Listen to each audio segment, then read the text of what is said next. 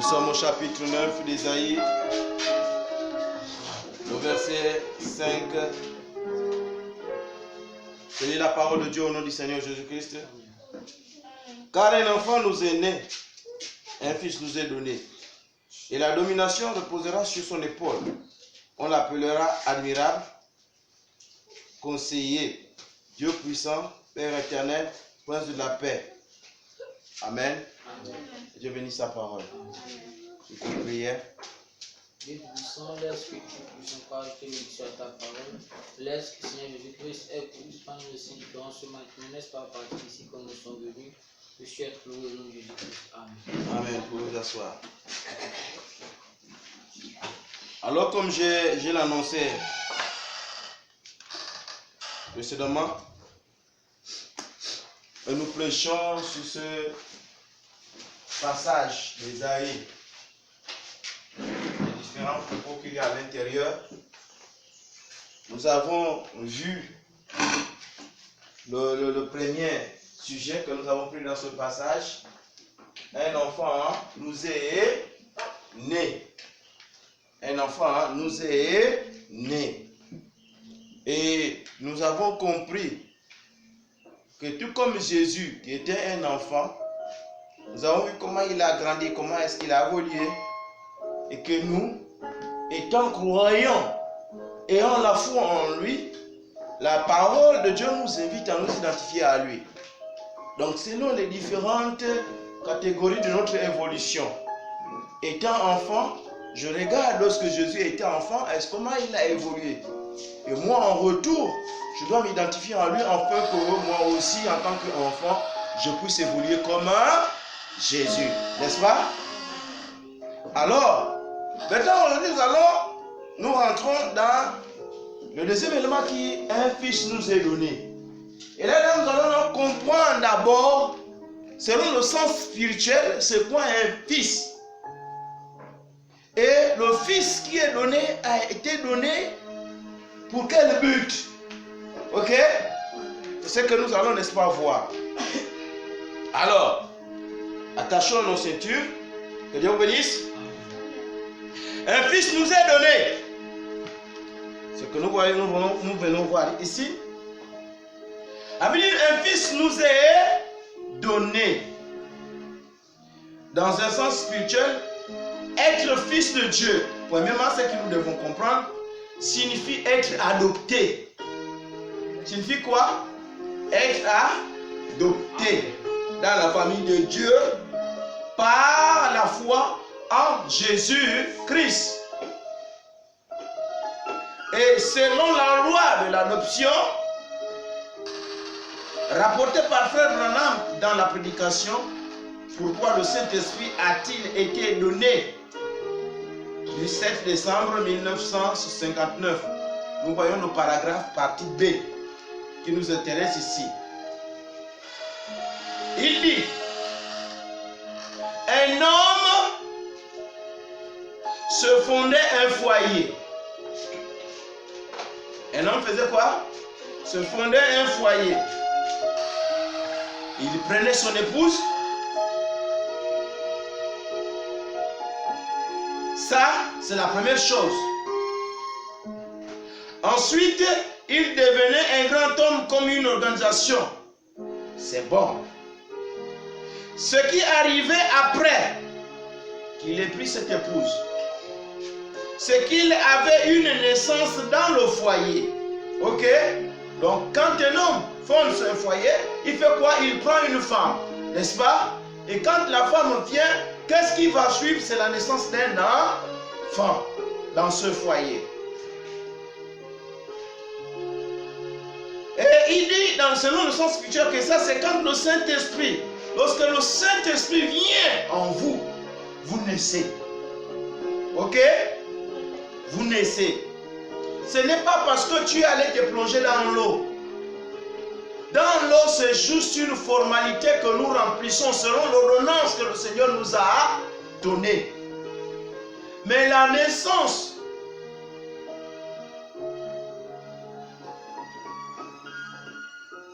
viendra en vous lorsque le Saint-Esprit un autre esprit va rentrer en vous. Parce que quand vous venez au monde, il y a un esprit qui rentre en vous. Et lorsque vous naissez de Dieu, un autre esprit vient en vous. Ce qui est l'esprit de Dieu. Ensuite, nous avons déjà vu ça. Ce qui est arrivé après, c'est qu'il avait une naissance dans le foyer. Ça, c'est quand le Saint-Esprit, vous voyez, un autre esprit est entré. C'est un fils. Il n'était pas entièrement responsable. Et il n'avait non plus, il n'était non plus un héritier avant d'avoir atteint un certain âge. Donc, l'âge de la maturité. Or, la maturité d'un enfant, l'enfant nous est né, mais il devient fils lorsqu'il atteint l'âge de la maturité. Et cet âge de la maturité arrive lorsque l'Esprit de Dieu vient en toi. Et c'est là où on parle d'adoption. Tu deviens un fils. Et la Bible nous dit que celui qui est né de l'Esprit est conduit par l'Esprit. Est-ce que vous comprenez?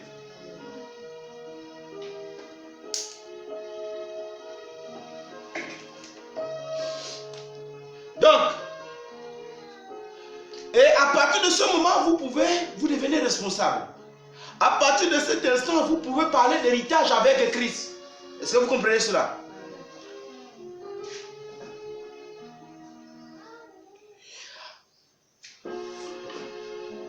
Et il devait être éprouvé.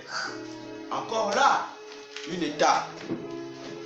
Lorsque l'Esprit de Dieu vient en lui, la première des choses que l'Esprit de Dieu va faire en toi, c'est de te tester. C'est de t'éprouver. Prenez Matthieu 4. Puisque notre modèle, c'est le Seigneur Jésus-Christ. La Bible dit que lorsque Jésus-Christ est arrivé au Jourdain, lorsqu'il fut baptisé, l'Esprit de Dieu sous la forme de la colombe est descendu sur lui, n'est-ce pas? Mais après cela, qu'est-ce qui s'est passé? La Bible dit que l'Esprit l'a amené au désert pour être tenté, pour être testé.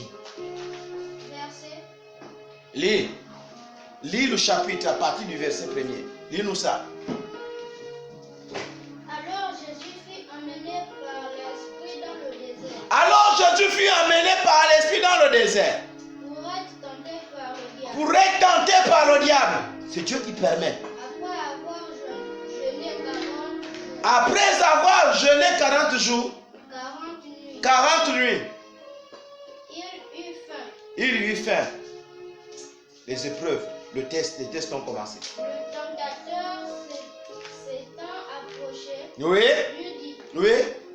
si tu es le Fils de Dieu. Première épreuve. Il la met dans la... Il a faim. Il l'amène. Parce qu'il voit qu'il a faim. Il vient pour le tenter. Ordonne que cette pierre devienne du pain. Ordonne que cette pierre devienne du pain. Jésus répondit. Jésus répondit. Il est écrit. L'homme ne vivra pas de pain seulement. Mon ami, De toute parole qui sort de la ce que tu me proposes là, c'est bien, j'ai fait. Mais la parole dit que ce n'est pas seulement de ce pain-là que je vivrai. Il y a un autre pain que avec laquelle je dois me nourrir. Continue. Le diable le transporta. Il ne le laisse pas. Il l'amène maintenant dans la ville sainte. Le plaça sur le haut du temple. Le plaça sur le haut du temple. Et lui dit. Si tu es le Fils de Dieu. Si tu es le Fils de Dieu. Jette-toi en bas. Jette-toi en bas. Car il est écrit. Car il est écrit. Il donnera des ordres à ses anges. Oui. À ton sujet. Oui. Et ils te porteront sur leurs mains. De peur que ton pied ne heurte contre. De peur que ton pied ne heurte contre une pierre. Vous pouvez lire la suite. On s'arrête là. Ici, c'est qu'il faut comprendre que lorsqu'on est de Dieu, la première action de l'esprit dans le corps du croyant, c'est de le tester. C'est de tester, c'est de prouver sa foi. Et nous voyons même que la Bible nous enseigne que lorsque quelqu'un vous s'approche de vous, vous devez d'abord l'éprouver pour savoir quel est l'esprit qui le conduit, n'est-ce pas? Pour savoir s'il est de Dieu ou il n'est pas de Dieu. Et c'est comme ça que quand nous venons à Dieu, Dieu, avant de s'engager à nous donner ses bénédictions, il nous fait passer par des tests. Chut. Et quand nous sortons vainqueurs de là, comme le Seigneur Jésus-Christ est sorti vainqueur, allons-y. Écoutez. Et là, il avait la loi de l'adoption. Ensuite, après l'épreuve vécue, ils mettent maintenant la loi de l'adoption en œuvre. Pourquoi? Pour que cet enfant qui vient de prouver qu'il est digne d'être un fils soit adopté. Est-ce que vous comprenez? Et là, il avait la loi de l'adoption. Pour nous, les prédicateurs du frère Branham, c'est du placement d'un fils que frère Branham parle ici. Vous voyez là, quand il arrivait au point où il était adopté, Jésus nous a donné un modèle sur la montagne de la transfiguration. Matthieu 3, 17. Lis-nous ça. Il est passé par le test parce qu'il a été digne, parce qu'il a montré qu'il ne pouvait pas décevoir celui qu'il avait envoyé. Alors celui-ci, n'est-ce pas, va témoigner maintenant pour lui. Vous comprenez? Et c'est là où nous avons failli. Celui-ci va maintenant, Dieu va maintenant témoigner de lui. Que le monde sache qu'il est son fils. Lis-nous ça. Verset 17. Et voici une voix fut entendue. Et voici une voix fut entendue. Entendre des cieux cette parole. Une voix fut entendre des cieux cette parole. Celui-ci est mon fils bien-aimé. En qui j'ai mis toute mon affection. En qui j'ai mis toute mon affection. Pourquoi Dieu met son affection sur lui? Parce qu'il a prouvé qu'il était digne. Et à partir de là, Dieu va commencer à le témoigner. C'est pourquoi tout le parcours du Seigneur Jésus pendant son ministère, il a fait des prodiges, des miracles. Pourquoi? Parce que ce n'est pas lui-même, c'était Dieu qui travaillait au travers de lui pour montrer que celui-ci était son fils, c'est celui qu'il avait envoyé. Il était digne.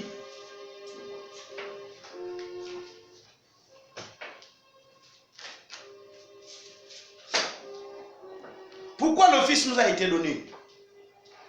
Un Fils nous est donné. Pourquoi le Fils nous a été donné?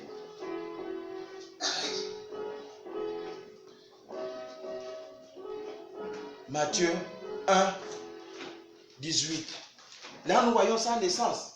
Et dans cette naissance nous révèle, au travers du nom qui lui a été donné, pourquoi est-ce qu'il est venu. N'est-ce pas? Lisez. Faites une bonne lecture. Voici de quelle manière arrivera la naissance de Jésus-Christ. Oui, fais-nous une lecture rapide qu'on arrive là, ce qui nous intéresse. Marie, sa mère, ayant été fiancée. Ça, nous connaissons déjà. Oui, continue. Se trouva enceinte par la vertu du Saint-Esprit. Avant qu'ils eussent habité ensemble. Oui.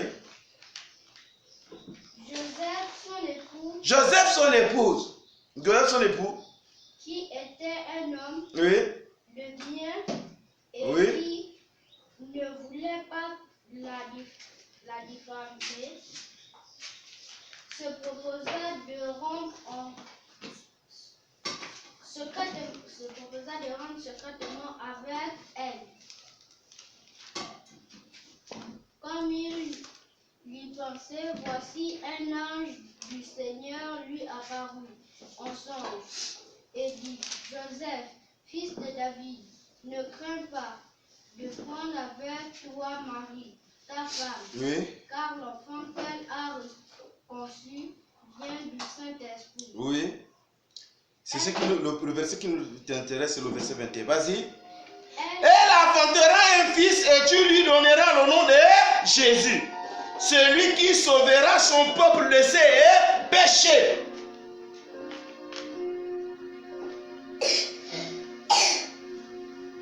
Celui qui fera quoi? Qui sauvera son peuple de son péché, de ses péchés. Et la Bible dit quoi dans Jean 3, 16? Dieu a tant aimé le monde qu'il a fait quoi? Un fils nous a été donné. Qu'il a donné son fils. Hein? Afin quiconque croit en lui ne périsse point, mais qu'il est quoi? La vie est éternelle. Et le fils qui nous a été donné, lorsqu'il est venu à nous, la Bible dit qu'il était porteur de la grâce. Porteur de la grâce. Jean 3, verset. Jean 1, 17. Le fils qui nous a été donné pour un but. Ce but, c'est pour que nous soyons sauvés, pour qu'il puisse sauver son peuple, pour qu'il puisse sauver ceux qui lui appartiennent, pour qu'il puisse sauver ceux qui lui ont été donnés par Dieu. Car la loi a été donnée par Moïse. Comme la loi a été donnée à Moïse, La grâce et la vérité sont venues par Jésus-Christ. la grâce et la vérité sont venues par lui, le fils qui nous a été donné, celui qui a amené la grâce et la vérité. Et la Bible dit que la grâce est source de quoi? De tout salut. Voilà pourquoi le fils nous a été donné. Voilà pourquoi le fils nous a été donné. Un fils nous est donné. Fils, c'est celui qui est adopté. On ne peut pas être adopté sans passer par le test. L'adoption vient par rapport, n'est-ce pas, à ce que vous avez surmonté. L'adoption vient lorsque vous avez montré que vous êtes capable de gérer les affaires du Père. Et le Père vous investit de son autorité. Il dit désormais, moi je m'assois, toi tu dois prendre la relève parce que tu es digne.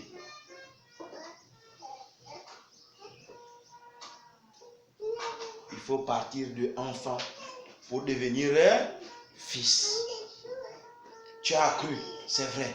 La Bible dit que ceux qui ont cru, qui ont accepté, il a donné le pouvoir de devenir enfant. Mais si on demeure enfant, on n'est pas différent d'un esclave. Ok? D'où il faut atteindre la maturité. Il faut arriver au stade de fils. Et pour arriver là, il faut surmonter les manquements qui se passent dans ta tête. Les propositions du diable. Il faut résister. Il faut donner au diable la parole pour qu'il fuit loin de toi. Comme Jésus-Christ a fait.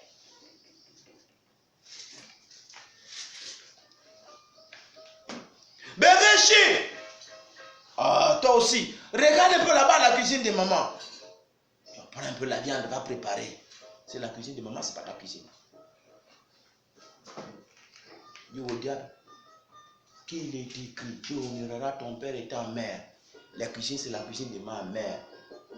Je ne peux pas prendre quelque chose sans pourtant d'abord m'adresser à elle. Qu'elle me donne l'autorisation. Béréchio, toi aussi, tu es un garçon.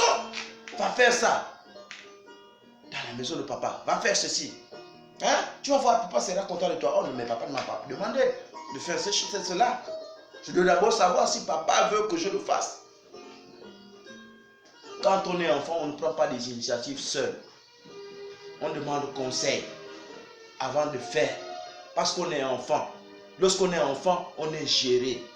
Est-ce que vous comprenez cela? Et vous êtes encore des enfants, jusqu'à preuve de contraire, vous êtes encore des enfants. Les enfants obéissent à leurs parents, comme nous l'avons vu. Pour le cas du Seigneur, n'est-ce pas? Il était a aimé de tous. À cause de quoi? De sa conduite, sa bonne conduite, son bon témoignage, son obéissance, sa bienveillance, son respect. Hein, yes.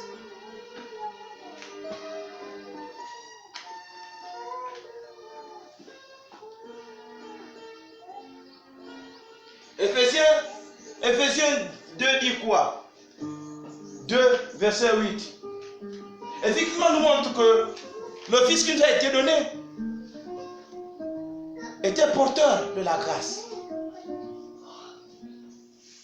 Et cette grâce qu'il nous a apportée est source de tout salut. Et parce que nous avons péché, tous nous sommes privés par la grâce de Dieu. Mais pour que nous soyons sauvés, ce n'est que par la grâce que nous pouvons être sauvés au moyen de notre foi en seul Jésus. Lis-nous ça.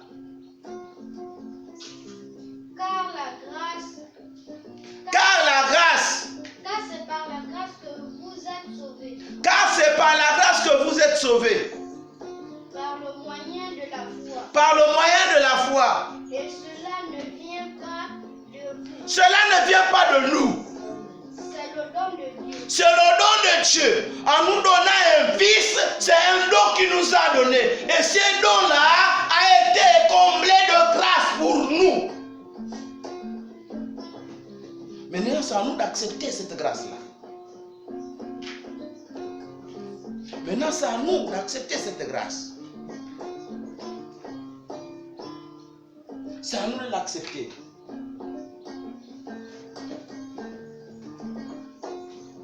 Romains 5, 1 à 2 et 2. Nous dit quoi?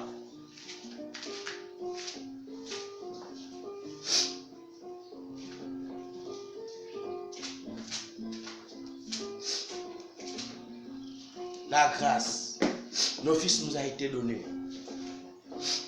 Pourquoi? Pour que nous soyons sauvés. Que nous ayons grâce devant Dieu. Vous ne trouvez pas? Romains 5, 1 et 2. Étant donc justifiés par la foi, Étant donc justifiés par la foi, nous avons la paix avec Dieu. nous avons la paix avec Dieu. Par notre Seigneur, à qui nous devons avoir eu par la foi accès à cette grâce, n'est-ce pas? dans laquelle nous demeurons fermes. N'est-ce pas? Dans laquelle nous demeurons fermes, dans laquelle nous devons demeurer fermes. Et La grâce. nous nous glorifions dans l'espérance. Et nous nous glorifions dans l'espérance. Ok? Donc la grâce de Dieu est source non seulement de salut, mais aussi de pardon. Non seulement de pardon, mais de force. Ok? Non seulement de force, mais de transformation. Quelqu'un qui a reçu la grâce de Dieu, quelqu'un qui a reçu Jésus-Christ, le Fils qui nous a été donné, qui l'a reçu dans sa vie, n'est-ce pas, subit une transformation. Il ne demeure plus la même personne. Tu es né dans le péché, tu continues à être dans le péché, et ta vie ne change pas, et toi tu dis non, tu es en Jésus-Christ, toi tu dis que tu as reçu le Fils qui nous a été donné, tu as reçu ce don. Non, c'est pas possible. Lorsqu'on est en Christ, la Bible dit qu'on est devenu une nouvelle créature. Les choses anciennes sont passées, voici toutes choses sont devenues nouvelles. Mais toi, tu es à quel niveau dans ta marche avec le Seigneur? Est-ce que réellement tu as reçu déjà la grâce de Dieu? Ta vie ne change pas. Tu es toujours colérique. Tu es toujours, je ne sais pas. Est-ce que c'est ça la grâce de Dieu? Incompréhensible, c'est toi. Tu es toujours dans tes pensées à toi. Tout ce que les autres font parce que tu ne sais pas dans ton tableau. Tu te mets dans des états. Ce n'est pas ça. La compréhension. Nous devons partager. La confiance. nous devons nous partager. C'est ça la grâce de Dieu. C'est ce que Dieu nous a montré. C'est ce que Jésus-Christ, lorsqu'il est venu, nous a montré.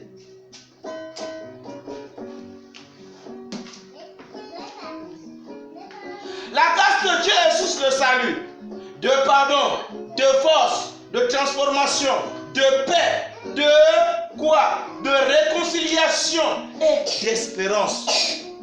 La grâce joue un rôle central dans la vie de celui qui croit et manifeste quoi? L'amour. Et manifeste quoi? L'amour. Et l'amour fait quoi? L'amour supporte. L'amour est patient. L'amour ne fait rien de malhonnête. L'amour ne se moque pas de celui qui sait. Non. Mais l'amour reprend. Quand ça ne va pas, l'amour est correctionnel. Et celui qui a de l'amour aussi, quand il reconnaît son erreur, accepte la réprimande pour se refaire. L'amour ne se fâche pas n'importe comment. Non. Tu m'aimes. Et pour rien, tu te mets dans tous tes états.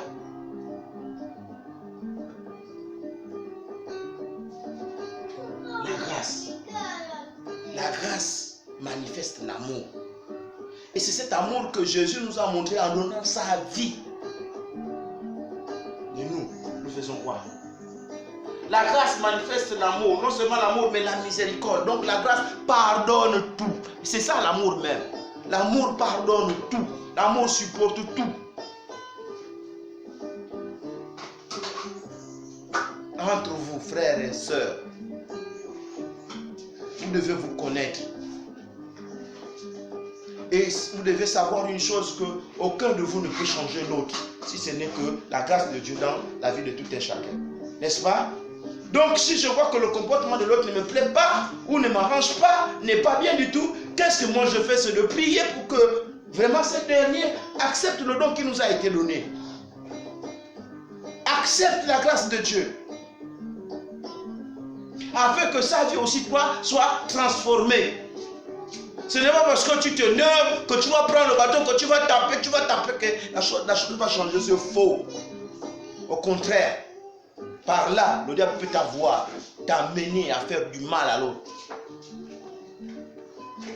C'est aussi une porte qui peut aussi, le diable peut aussi saisir cela, cette façon-là de faire, pour t'amener à faire du mal. Donc, ne donnons pas l'occasion à l'ennemi. La chicotte. N'attends pas parce que tu es en colère pour taper. Taper, on n'a pas besoin de s'énerver. On ne tape pas l'enfant, on ne tape pas, on ne corrige pas avec la colère. C'est pas bien. On a dit d'apprendre la verge, mais pas dans la colère. Parce que la colère, la Bible nous dit que c'est un mauvais conseiller.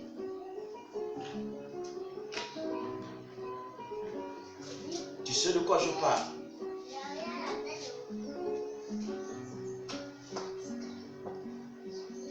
D'où, étant dans la maladie et la difficulté, nous devons réaliser la grâce de Dieu en nous.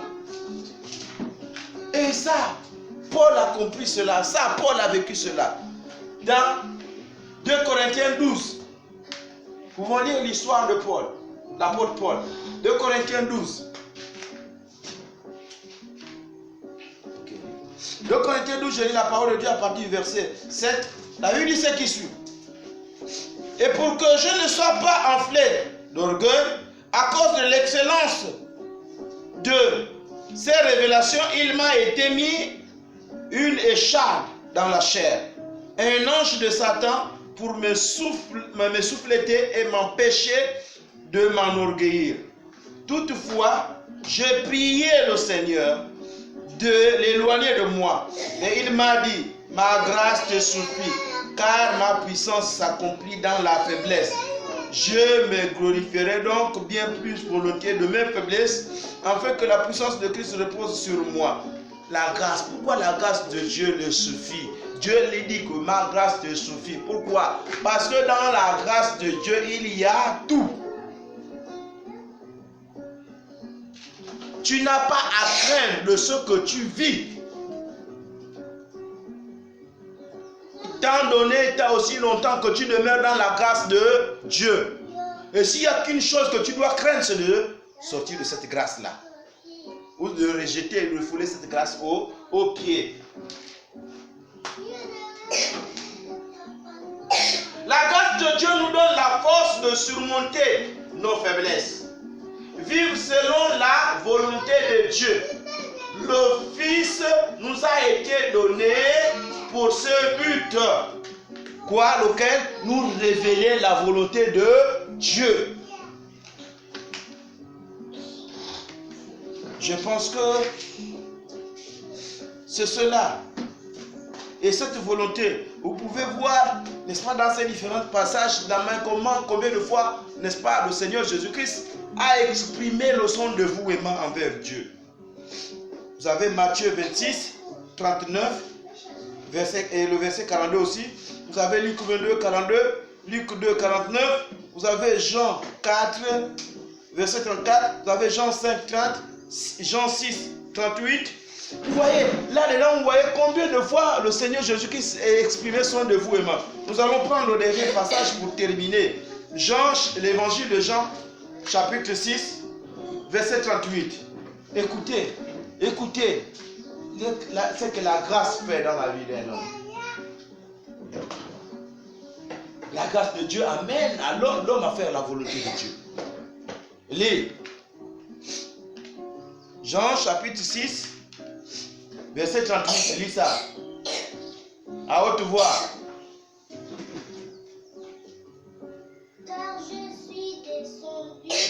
Car je suis descendu pour faire non ma volonté, mais la volonté de celui qui m'a envoyé. Un fils est donné, nous est donné. Le fils qui a été donné a reçu des instructions précises par rapport, n'est-ce pas, à ce qu'il devait accomplir sur cette terre-là. Et il est venu, c'était pour faire la volonté de celui qui l'a envoyé. Toi, tu as été fait par Dieu et pour Dieu, mais qu'est-ce que tu fais pour Dieu? Qu'est-ce que tu fais pour Dieu? Ça, c'est que voilà là où l'amène la grâce d'un homme, amène là où la grâce de Dieu amène l'homme. C'est à faire la volonté de Dieu. Ces passages montrent que Jésus était entièrement dévoué à accomplir la volonté de Dieu, même dans les moments les plus difficiles. Nous avons là un puissant exemple de foi, d'obéissance et de soumission pour toi et moi. Comme nous dit Colossiens 1, 16, tout a été fait par Dieu et pour Dieu. Les invisibles, les trônes, les dominations, toutes ces choses ont été créées par Dieu et pour Dieu. Amen.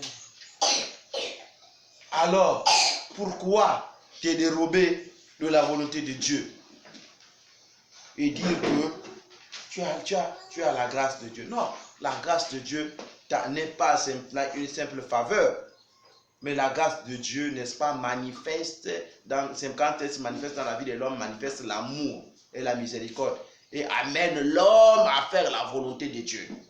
C'est ça la grâce. C'est pas comme nous l'interprétons. Écoute, Dieu nous a fait grâce, hein? Donc, on n'est pas là pour juger les autres, hein? Dieu regarde au cœur,